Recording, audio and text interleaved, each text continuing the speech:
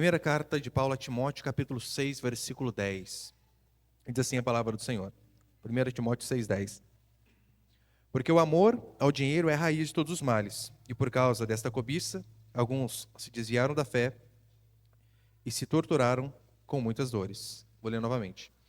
Porque o amor ao dinheiro é a raiz de todos os males, e por causa desta cobiça, alguns deles se desviaram da fé e se torturaram com muitas dores.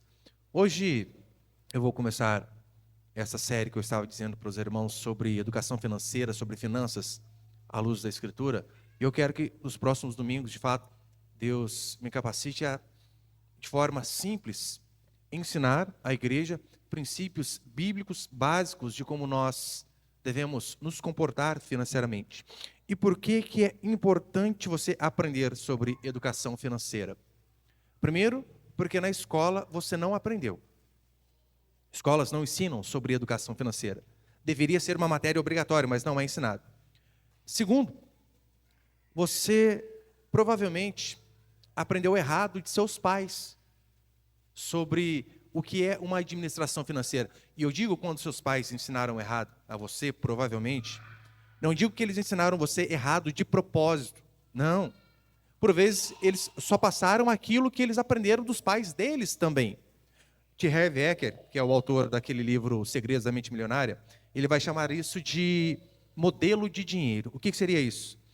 Crenças, hábitos que você foi absorvendo durante a sua infância, e então você acabou se tornando aquilo que você aprendeu, mesmo que não foi verbalizado. Quer um exemplo? Muitos aqui aprenderam a sempre comprar as coisas à prestação. As benditas 10 vezes sem juros. É o que o brasileiro adora. E às vezes, por que você nunca teve o hábito de guardar dinheiro antes para então pleitear um desconto à vista? Porque você aprendeu dessa forma, lá atrás, de forma até inconsciente. Eu, pelo menos, vim de uma casa que a gente não via a hora de acabar um boleto. Para quê? Para fazer outro. Triste, mas assim que por vezes nós aprendemos. E terceiro, por que eu resolvi fazer uma série sobre educação financeira? Porque nem todos aqui vão casar. Nem todos aqui vão ter filhos, mas todos, sem exceção, vão mexer com dinheiro, da infância à velhice. Mais cedo ou mais tarde você tem que aprender sobre isso. Logo, uma boa administração financeira vai resultar em uma vida mais tranquila. Enquanto que se você não sabe administrar o seu dinheiro à luz da Escritura, isso vai gerar preocupações, angústias, aflições e sofrimento. É triste porque o dinheiro no meio cristão, ele foi muito mal visto durante muito tempo, na verdade continua sendo mal visto por grande parte dos cristãos. E por que o dinheiro é mal visto por muitos? Devido à teologia da prosperidade, Kenneth Reagan e seus adeptos, essa teologia da prosperidade chegou no Brasil ali nos anos 70 e 80 e como um vírus, contaminou grande parte da igreja, a ponto de ficarmos nos extremos. Ou o dinheiro é um Deus, devemos buscá-lo a qualquer custo, ou o outro extremo, dinheiro não presta, devemos nos desfazer dele. Veja se não é verdade. A teologia da prosperidade, hoje em dia encabeçada, né, as igrejas aí, adeptas a isso, Universal, Internacional da Graça, Plenitude do Trono de Deus e por aí vai.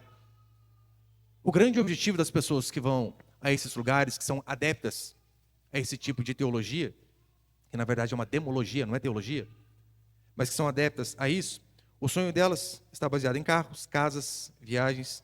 O alvo existencial da vida deles passa a ser isso.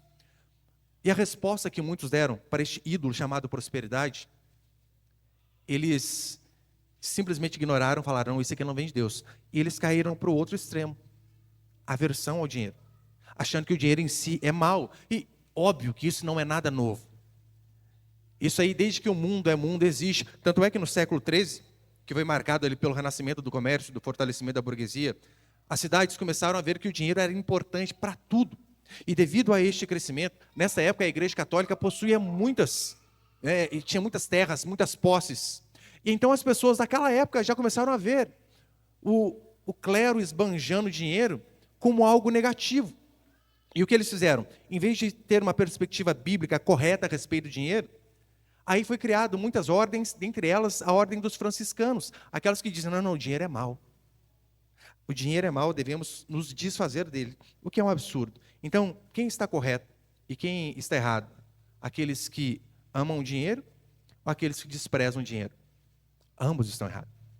Os dois extremos estão errados. A igreja tentou consertar um erro com o outro e a emenda, de fato, ficou pior que o soneto. E eu quero, ao longo dessas próximas semanas aí, de fato, trazer para a igreja, esse é o tema da minha primeira mensagem hoje, né? O dinheiro na perspectiva correta. Mostrar que as marcas de uma igreja saudável e de crentes fiéis não é, e nunca foi, o quanto de dinheiro que você tem, ou o quanto humilde você é e o quanto você se vangloria de não ter. Porque tem muitos que se orgulham do tanto que tem. E acham que este é um sinal da bênção de Deus. Outros, porque se abdicaram de dinheiro, acham que aquele é o sinal de que Deus está com eles, mas ambos estão errados. Então, neste primeiro episódio dessa série, eu quero mostrar, se Deus permitir, aí a importância de nós vermos o dinheiro na perspectiva correta. Eu quero começar com este princípio aqui. Põe o primeiro, por favor, ali.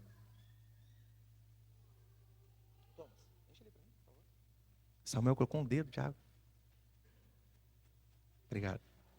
Primeiro, nós devemos ter uma visão cristã correta sobre dinheiro. Não veja o dinheiro como algo maligno, porque o dinheiro não é mal. Se o dinheiro fosse mal, o nosso Deus não diria assim: minha é a prata e meu é o ouro. Ora, se tudo é dele, como pode algo mal ser dele? Mas também o dinheiro não deve ser visto como um alvo existencial, que é o que muitos cristãos têm hoje. O alvo existencial deles é: o dia que eu tiver 1 milhão, o dia que eu conseguir uma casa na praia, o dia que eu conseguir aquele carro, o dia que eu tiver tantas casas. Então, aquilo passa a ser o alvo existencial, ter alguma coisa. E, biblicamente, nós vemos que o povo de Deus encarava o dinheiro ou como, por vezes, algo neutro, nem bom nem ruim, mas na maioria das vezes, o povo de Deus sempre viu o dinheiro como algo bom. Algo bom, claro. Veja, a Escritura vai falar sobre Abraão, Isaac, Jacó, homens que eram ricos em prata, ouro, gado e tantas outras posses. Salomão, a Bíblia diz que ele recebe um favor divino. E qual foi o favor que Deus fez a ele? Riqueza. E não era pouco não, muito dinheiro. Como pode então cristãos ver o dinheiro como algo ruim? Sendo que Deus, uma das formas dele abençoar Salomão foi através de dinheiro. Mas é claro, Deus o abençoou com dinheiro, porque o dinheiro não era o alvo existencial de Salomão. Não era isso que ele buscava a qualquer custo. Vocês se lembram quando Deus aparece ali em sonho e diz: pede o que quiser. O que ele pediu? Acho que eu coloquei esse texto ali, 1 Reis capítulo 3, vai dizer assim: ali o Senhor apareceu a Salomão de noite em sonhos e disse-lhe: pede o que queres que eu te dê. Qualquer coisa, qualquer uma. Olha a resposta dele: dá ao teu servo entendimento para julgar o teu povo, para discernir com sabedoria entre o bem e o mal, pois quem poderia julgar este povo tão numeroso? O Senhor se agradou de ter pedido tal coisa, então Deus lhe disse: porque pedistes isso e não pediste vida longa, nem riquezas, nem a vida de teus inimigos, mas pediste entendimento para discernires o que é justo, eu atenderei o teu pedido e te darei sabedoria e entendimento como nunca houve antes de ti e nunca haverá depois. Também te dou o que não pediste, riqueza, glória, de modo que durante a tua vida não haverá rei igual a ti. Por que Deus resolveu abençoar abundantemente Salomão de forma financeira? Porque o coração dele não estava naquilo ali. Ele, diante de um povo ao qual ele precisava julgar, ele ora a Deus, sabendo que Deus disse: qualquer coisa, peça. Ele simplesmente disse: Senhor, dai-me sabedoria para fazer aquilo que é justo, para que a minha balança diante das aflições, das pessoas, das coisas que vierem diante de mim, para que eu possa julgar, dá-me graça de ser justo. Percebe que dinheiro e riqueza sempre foram vistos como algo bom, desde que usado com justiça e temor ao Senhor. O grande problema, não apenas no Antigo Testamento, mas em toda a Escritura, sempre foi o amor ao dinheiro, como nós lemos, e a ganância. Isso aqui a Escritura condena em todos os lugares. Provérbios 11 vai dizer assim: quem confia nas suas riquezas cairá, mas o justo florescerá como a folhagem. Não só isso, Eclesiastes ainda diz: quem ama o dinheiro jamais se farta dele. Pessoas que têm como alvo essencial ter dinheiro, elas nunca se saciam. É tão certo, já citei esse exemplo aqui, mais uma vez perguntaram a Warren Buffett, que era o homem mais rico do mundo da época. Ele já era o homem mais rico do mundo. E fizeram a seguinte pergunta para ele: quanto você precisa para ser feliz? Ele já tinha mais que todo mundo. Sabe qual foi a resposta dele? Só mais um pouquinho. Só mais um pouquinho. Porque, Eclesiastes, quem ama o dinheiro jamais se farta dele. Aqueles que Deus prospera, e nós vemos isso em toda a Escritura, é interessante perceber também que Deus dá a eles a missão de repartir aquilo que eles têm. Porque se o dinheiro é algo bom, ora, algo bom deve ser repartido. O dinheiro não deve ser usado apenas em benefício próprio, mas também deve ser pensado em prol daqueles que necessitam. Deuteronômio capítulo 15, versículos 7 e 8 vai dizer assim: quando algum de teus irmãos for pobre, em qualquer das cidades da terra que o Senhor teu Deus te dá, não endurecerás o coração, nem fecharás a mão para o teu irmão pobre. Pelo contrário, abrirás a mão para ele e certamente lhe emprestarás o que ele precisa, o suficiente para a sua necessidade. Você percebeu? O problema é do coração e as pessoas que vivem de mão fechada. Daí, na hora de falar em agir em prol do próximo, ele não diz abra o coração em prol do próximo, não, abra a mão. Ore sim, mas principalmente abra a mão. E é interessante que o texto vai dizer no final ali, né? Emprestarás o que ele precisa, o suficiente para a sua necessidade. Não quer dizer que a gente tem que ficar sustentando outras pessoas, não quer dizer que nós devemos ficar bancando luxo de outras pessoas. Igual uma vez uma moça ligou para mim: pastor, precisava de um favor urgente, qual que é? Me leva no shopping para passear? Eu falei: não, claro que não. Não leva. Eu estou trabalhando aqui, você quer que eu leve você para passear? Se é um problema levar para o hospital, alguma coisa necessária, a gente ajuda. Agora, coisas triviais, fúteis, é por isso que ele diz, né? Ajude na necessidade. O que seria necessidade? Comida e roupa. Comida e roupa. E comida, eu diria mais: arroz, feijão e ovo. Apesar que o ovo hoje em dia está quase artigo de luxo também, né? R$ 1 cada um. Tá louco. O branco. Aquilo que é essencial, sim. Agora, você não precisa de contrafilé para sobreviver. É bom? É bom. Necessidade extrema? Claro que não. A Bíblia, ela condena até emprestar dinheiro a juros abusivos. Tem um mandamento em Êxodo capítulo 22. Portanto, lembre-se, dinheiro sempre foi visto como bênção se usado corretamente. Isso em todo o Antigo Testamento. E quando a gente chega no Novo Testamento, a visão positiva sobre dinheiro, ela não muda. O que os apóstolos, o que os discípulos de Jesus continuam a enfatizar, é aquilo que nós lemos aqui, que Paulo disse: cuidado com a ganância, cuidado com o amor ao dinheiro, cuidado com o coração de vocês, para que o coração de vocês não seja devoto ao dinheiro. Mas em nenhum momento eles vão dizer também que o dinheiro é ruim. Você lembra? Quando Jesus vai dizer assim: ninguém pode servir a dois senhores, porque vocês não podem servir a Deus e as riquezas. O dinheiro é algo tão forte, que Jesus compara ele com uma divindade, a ponto das pessoas poderem dividir a sua adoração ao Deus verdadeiro e a Mamon, o dinheiro. Então, olha a ênfase que ele dá. Em Mateus capítulo 19, aquele jovem rico, ele é incapaz de deixar as suas riquezas para seguir a Jesus Cristo, mostrando de forma explícita que o coração dele estava naquilo que era material, financeiro. Por isso ele não pode servir. Em Lucas 12 diz assim: guardai-vos toda avareza, porque a vida de um homem não consiste na abundância de bens que ele possui. Guardai-vos da avareza, aqueles que só pensam em si, se esquecendo de pensar no próximo.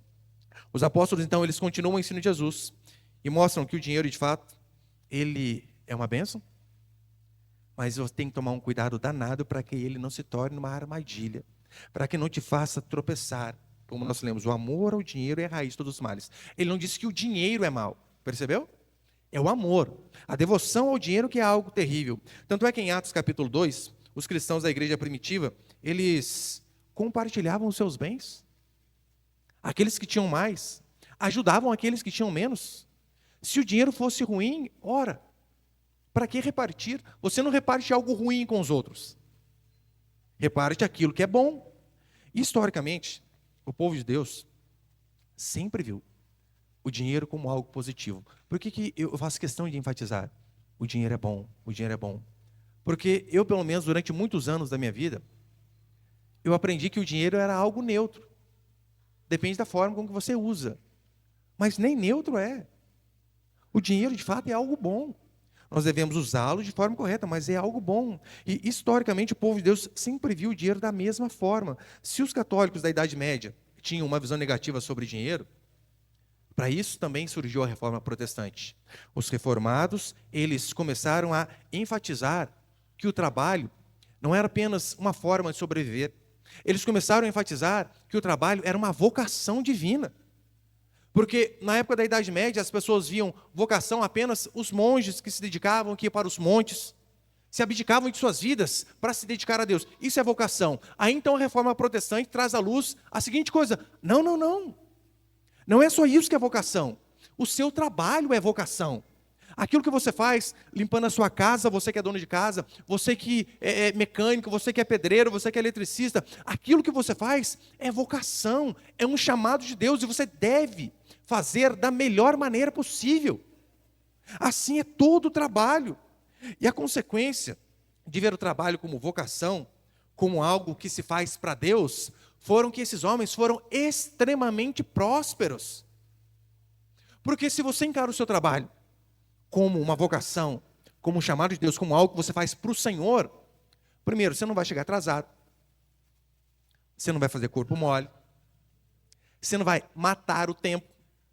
Teve uma vez, eu fui no supermercado aqui de nossa cidade, e eu entrei ao banheiro com meu filho, e tinha um funcionário que já estava lá. E eu entrei, o funcionário estava lá, e eu fui, troquei meu filho, fiz um monte de coisa. Aí depois de tudo isso, eu saí, ainda estava lá o funcionário, na frente do espelho. Aperta a crava aqui, arranca a espinha ali, faz ali, puxa a sobrancelha. É aquele matar o tempo. Se você vê o trabalho como uma vocação, você não vai enrolar o seu patrão. Porque o seu patrão não é aquele que está diante de você, é aquele que está no céu. Que os seus olhos passam por toda a terra e ele te vê. Então, isso fez com que aqueles homens, aqueles reformados, calvinistas, com que eles fossem muitos, mas muito prósperos. Por quê? Porque eles viam o trabalho como algo para Deus. Se você for amanhã para o seu trabalho, segunda-feira braba, como dizem alguns, né? Oh, segunda-feira. Se você vai amanhã sabendo que você tem que fazer o seu melhor para Deus, e você adota isso como um estilo de vida, não tem como você não prosperar. Porque você vai sempre estar dando o seu melhor. A Reforma Protestante, ela deu menos ênfase à pobreza voluntária, porque o catolicismo ele começou a ver a pobreza como virtude, como uma forma de se achegar a Deus. E em nenhum lugar da Escritura nós vemos isso. É bem-aventurado o pobre de espírito, não o pobre de dinheiro. O pobre de espírito, aquele que é humilde de espírito. É tão certo que Alex Tocqueville, um pensador francês do século XIX, católico, e por que eu enfatizo católico? Porque ele era um católico de verdade, desses que nos chamam de herege. Esse é um católico verdadeiro. E nós, né, o cristão verdadeiro, chamamos os católicos de Babilônia, prostituta. Assim é. E Alex Tocqueville era um católico mesmo. Ele escreveu o livro A Democracia na América, que era nada mais, nada menos que uma análise que ele resolveu fazer da sociedade americana. Por que os Estados Unidos são tão prósperos? Essa era a pergunta dele. Então ele sai da França, da Revolução Francesa, e vai para a América, querer saber o porquê que eles eram prósperos. E sabe qual foi a conclusão que ele chegou? A prosperidade da América, o país mais rico do mundo, está diretamente ligada à religião protestante reformada. Não era qualquer religião. Ele faz questão de enfatizar os reformados, os puritanos, que saíram lá da Inglaterra com o objetivo de adorar a Deus em liberdade e, por conta disso, de quererem servir a Deus de todo o coração. Assim a América prosperou, por conta desses homens que trabalhavam como se estivessem trabalhando para Deus. Ele vai dizer assim no livro dele, eu coloquei ali, acho que depois. Os puritanos estabeleceram ao mesmo tempo uma ordem religiosa, moral e política. Os dogmas do cristianismo e as teorias da liberdade formaram uma amálgama inseparável no espírito deles. Amálgama são duas substâncias usadas muito ali em consultório odontológico, onde duas substâncias são unidas e formam aquela massinha que é colocada no dente, sabe? Que o certo seria não quebrar, né? Ou, para ficar mais fácil, é como se fosse o Durepox da época aí, vai. O que ele vai dizer? Os dogmas do cristianismo e as teorias da liberdade formaram esta amálgama inseparável do espírito deles. Max Weber, que escreveu A Ética Protestante e o Espírito do Capitalismo, ele fala diversas vezes que os calvinistas, eles viam o trabalho duro como uma bênção, como um privilégio. Eles viam o trabalho árduo como uma bênção de Deus. E se você vê o trabalho árduo como algo bom que você faz para Deus, dificilmente você não vai prosperar na vida se você tem essa ótica aqui do seu trabalho. Por que muitos às vezes não prosperam? Porque já vai segunda-feira murmurando. Ai, aquele chefe, ai não sei o quê, ai relatório. Se você vai deste jeito para o trabalho, qual a possibilidade de você executar um bom serviço? Zero. Vai fazer o meia boca. Agora, se você encara o seu trabalho como uma vocação, e se você vê o trabalho como bênção, como um privilégio, você vai dar o seu melhor. E a tendência é, por mais que nós não façamos as coisas para os outros verem, as pessoas vão acabar percebendo. Portanto, os calvinistas, eles acreditavam que o trabalho árduo era bênção de Deus. E por que eles criam que o trabalho árduo era bênção de Deus? Olha o que vai dizer, Provérbios e 2 Tessalonicenses. Provérbios 10:4. As mãos preguiçosas empobrecem o homem, porém as mãos diligentes trazem riqueza. A mão preguiçosa empobrece. Por isso eles viam o trabalho árduo como bênção. Não, temos que fazer o melhor. 2 Tessalonicenses 3:10. Se alguém não quer trabalhar, também não coma. Duro, né? Duro. Na igreja, por vezes, pessoas vêm pedir as coisas aqui. Quase sempre. Pela internet, então, nossa. Põe aquela foto para a gente ficar triste. Ai, pastor, não sei o quê. Ajuda, o Pix é esse. Eu não ajudo, não. Primeiro, que eu não sei se é verdade. Segundo, cair em golpe, estou ficando esperto. Mas não posso, eu prefiro ajudar quem dá. E via de regra, quando alguém diz, pastor, está precisando de alguma coisa. Eu falei, tá bom, tem um serviço aqui para você fazer. Você quer fazer? Eles não querem. Eles querem dinheiro dado. Eu falei, não, de jeito nenhum. Se alguém não quer trabalhar, também não coma. E isso na sociedade daquela época, no começo dos Estados Unidos, resultou em disciplina, fomento ao empreendedorismo e ao livre mercado, porque esses homens viam o trabalho de fato como bênção. E não só isso, eles eram tão prósperos, que automaticamente eles pensavam em doações, filantropia, caridade. Como assim? Deus tem nos abençoado. Por que não haveríamos de abençoar o outro? E convenhamos, se você vê alguém passando necessidade, e nós temos o mandamento de ajudar o próximo, você não tem nem para você, como que você vai ajudar o outro?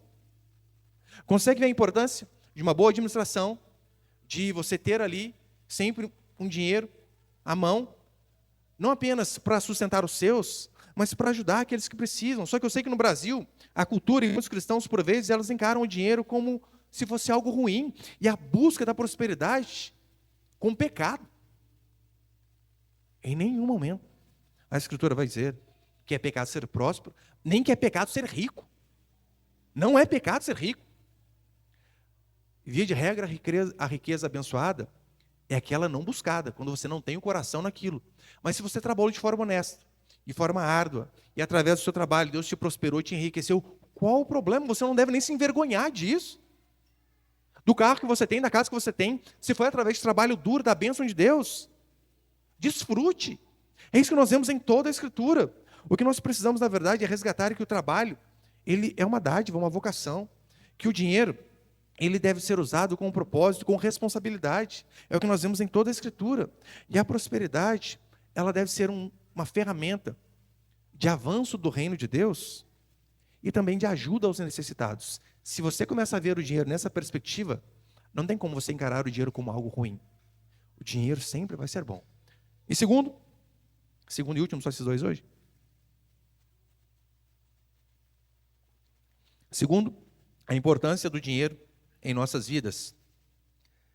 Eu sei que começaram uma série sobre dinheiro, eu pensei em vários títulos para essa pregação aqui. Eu ia chamar O Dinheiro é Bom. Só que eu sei, colocar na internet, o pessoal já vai falar, ah lá, quer extorquir o povo. Na hora eu pensei, eu vou mudar.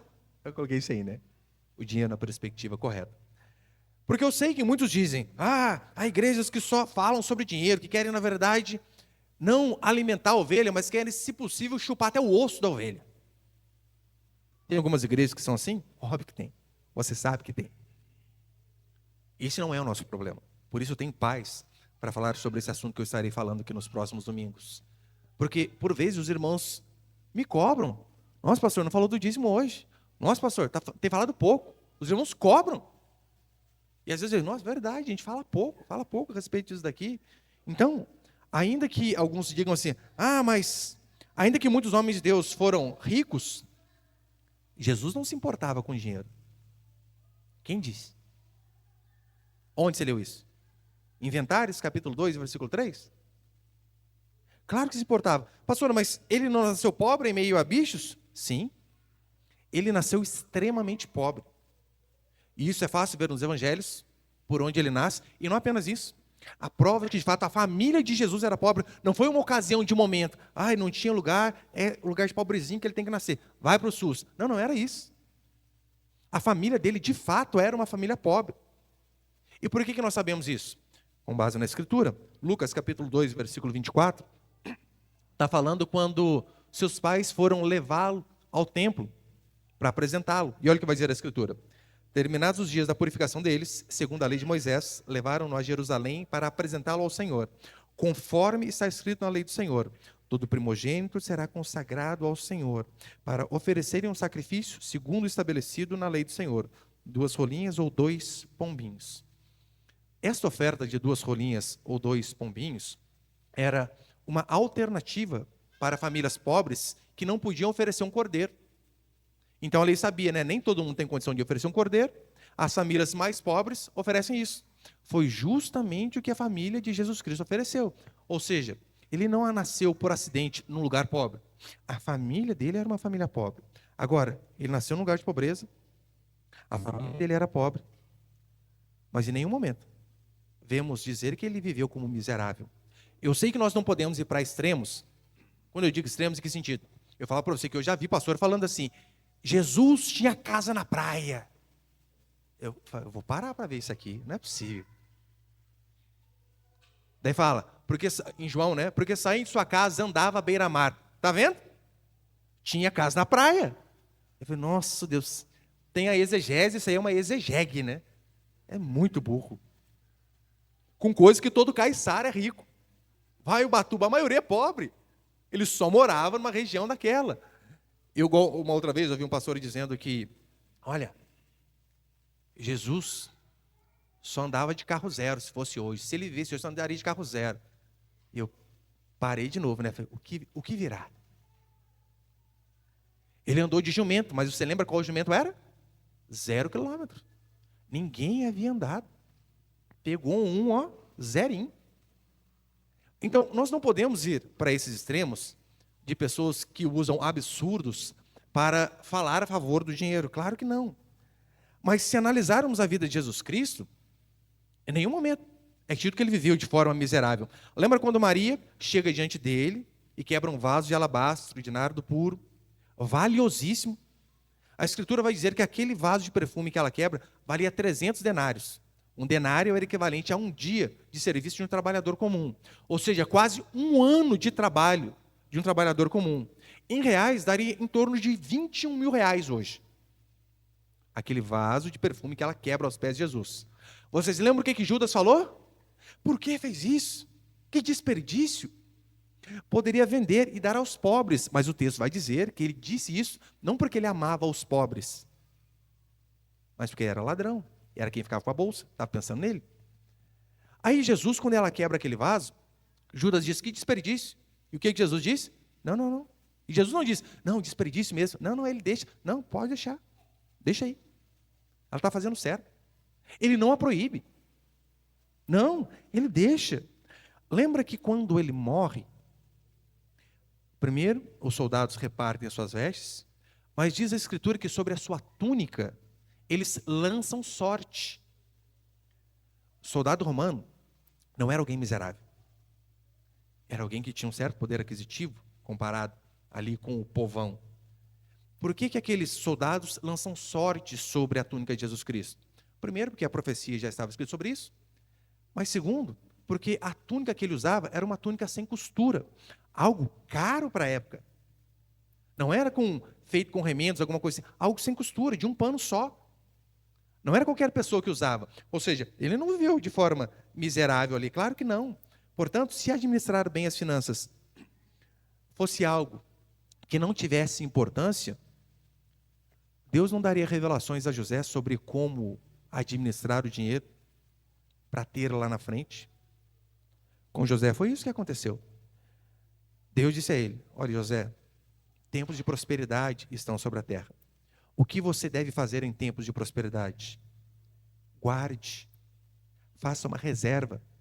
Por quê? Porque tempos de vacas magras virão adiante. Então, para que você possa passar por esses tempos difíceis, você deve ter uma poupança.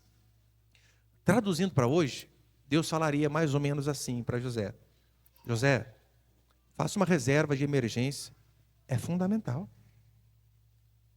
Você precisa, enquanto você está ganhando mais, fazer uma reserva. Para que, vindo alguma dificuldade, para que você não fique ao léu, perdido, com dificuldade. E quase todos os livros de finanças que você pegar para ler, você vai ver.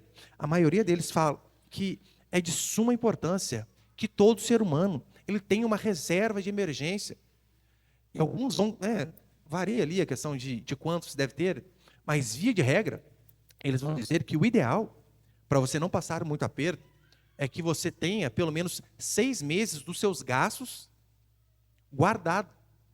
De fato, numa reserva emergencial que você não mexe para nada. Não é um dinheiro que você guarda, promoção tal coisa, gasta. Não, você deve somar ali os seus gastos, soma aí, 1.000 de aluguel, 1.500 de compra, água, luz, telefone, plano de saúde, que dê ali 5 mil reais os seus gastos, por exemplo. A maioria dos especialistas vão dizer que uma reserva de emergência ideal é 6 vezes os seus gastos. Ou seja, você tem que pelo menos 6 vezes 5, 30 mil guardado. Para quê? Para que se der tudo errado no mundo, você ainda consegue ver por 6 meses. Eu sei que, claro, 30 mil hoje em dia, juntar 30 mil é triste. Mas você deve ter, na verdade, criar o hábito de todo mês guardar um pouco. Guardar, quando eu digo guardar, não quer dizer poupança não, porque hoje em dia poupança você só perde, Vou falar disso mais para frente. Qualquer renda fixa da vida aí é melhor que a poupança. Não guarde dinheiro na poupança. Vai perder dinheiro. Perder dinheiro. Então, nós devemos ter uma reserva. Foi o que José fez? E eu pergunto para vocês, e uma pergunta retórica, não precisa responder não, pelo amor de Deus. Quanto você guardou do último mês que você trabalhou? Ou vou mais além? Quanto você tem guardado do último ano que você trabalhou, 2024? A maioria de vocês, sabe quanto vocês têm guardado do último ano? 0. Nada. O brasileiro, ele não tem o hábito de guardar dinheiro. Se der uma crise global, uma pandemia doida, com esse governo comunista e socialista, a maioria está lascado. Por quê? Porque não aprendeu sobre educação financeira. Dificilmente você vai ver alguém aqui, eu estou falando para nós aqui, óbvio, Raramente você vai ver alguém aqui com reserva de real, de ouro, que é o ativo mais valioso do mundo, ETFs, dólar, dificilmente você vai ver. A maioria vende almoço para comprar janta. Qualquer imprevisto que der, perdido. Então, como que não pode ser importante uma boa educação financeira? Se José não tivesse obedecido o que Deus mandou, estava perdido. Se ele não tivesse feito aquela reserva, ele não poderia ter alimentado sua família. Dentre os seus irmãos que foram buscar alimento com ele, estava Judá. Da família daquele homem veio Jesus.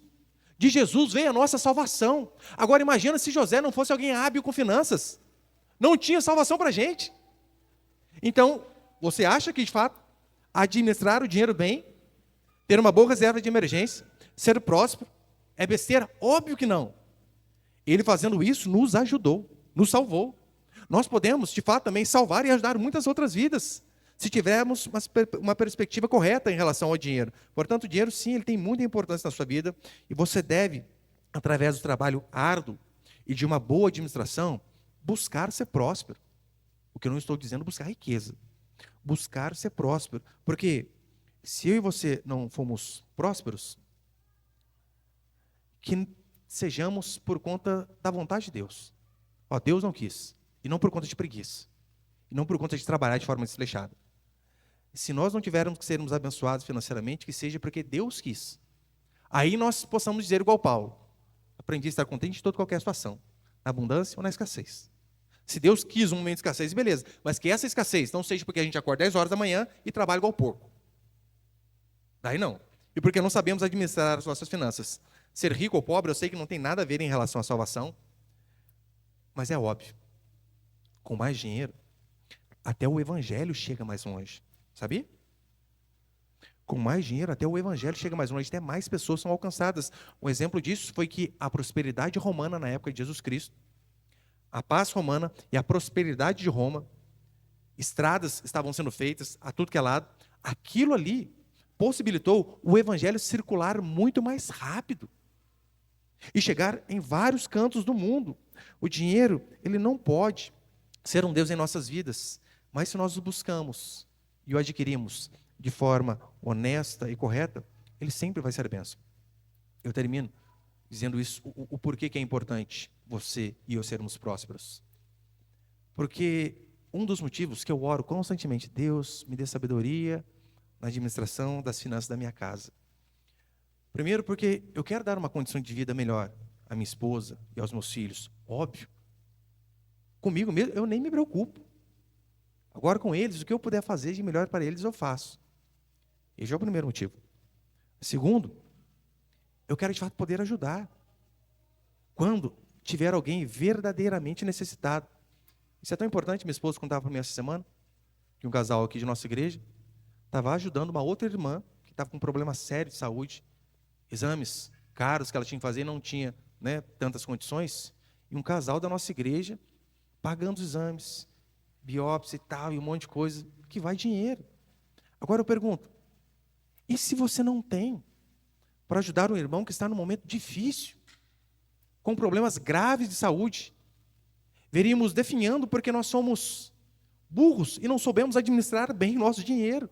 Então, é um absurdo dizermos que o dinheiro é mau e que ser próspero não é importante, que o dinheiro não é importante. Claro que é.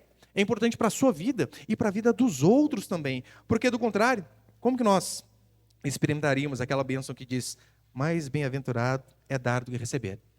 Por que a Escritura diz que mais bem-aventurado é dar do que receber? Ora, porque se você está dando, é porque você tem sobrando, você pode ajudar. Eu tenho certeza que todos aqui, né, que ajudar alguém já em alguma situação é importante, é muito gratificante. Óbvio que é. Eu sei que nós podemos até ajudar as pessoas com motivações erradas no coração. Claro que podemos. Podemos ajudar. Eu vi uma vez uma moça falando, né, muito rica, ímpia, e ela ajudava muitas pessoas. Então perguntaram para ela: mas por que você ajuda tanto os outros? Ela diz assim: porque eu me sinto bem. Ajudando os outros, eu me sinto bem. É errado você se sentir bem? Não é. Mas se o seu objetivo de ajudar é só para você se sentir bem, você está sendo egoísta, doando dinheiro. Agora, se nós, que somos cristãos, e temos uma perspectiva correta a respeito do dinheiro, sabemos que há um mandamento de estender a mão ao necessitado. Por quê? Porque assim como Deus nos abençoou, que nós também possamos abençoar o outro. Então hoje, eu quis fazer, na verdade, né, trazer aqui apenas isso sobre a importância de ver o dinheiro na perspectiva correta e sobre a importância que o dinheiro tem na sua vida. O dinheiro, ele é importante. Não é a coisa mais importante, claro que não, mas ele é importante. E a partir da semana que vem, eu quero, né, ser bem prático, como, por exemplo, como sair das dívidas, como montar uma reserva de emergência, como agir de acordo com a Escritura para que sejamos, de fato, prósperos, independente da área em que nós atuamos. Porque aqui, os irmãos atuam em diversas áreas. Eu vim falar para você, o seu maior problema não é a falta de dinheiro. Sabe por quê? Eu tenho meu bloquinho de anotação lá em casa, onde eu tenho o nome de todos vocês na oração. E como eu sei, às vezes, a necessidade dos irmãos lá, eu vou marcando lá, né? Ó, fulano está com o filho no hospital, ciclano está assim, o outro está com uma causa na justiça. Eu sempre oro de acordo com aquilo que eu sei da necessidade dos irmãos. E eu sempre oro para que Deus abençoe e prospere a vida de vocês, assim como a minha. Aí então eu estou vendo lá, e mesmo uma igreja pequena como a nossa, eu não lembro de achar um desempregado em nossa igreja. Nenhum. Significa que todos são prósperos? Não. Por quê? Porque o seu problema não é a falta de dinheiro. Não tem nenhum miserável na nossa igreja que possa dizer, pastor, não tem dinheiro para nada. Não tem, graças a Deus. Mas a maioria de vocês, o problema está na administração. Passam por dificuldades, por problemas, porque ganham e gastam mais que ganham. Fazem dívidas, compram por vezes o que não precisa com o dinheiro que não tem para impressionar quem não gosta. Aí depois acaba colhendo frutos amargos de uma má administração. Então, eu quero, né, se Deus permitir, a partir da próxima semana, ser mais específico em relação a isso, para que de fato nós sejamos uma igreja que seja bênção espiritualmente falando, assim como João diz, né? Eu oro para que vocês sejam prósperos como é próspera a tua alma. Ou seja, que nós sejamos filhos e filhas de Deus, que sejam prósperos de alma, mas também sejamos prósperos financeiramente, colocando o dinheiro na perspectiva correta. Amém, meus irmãos?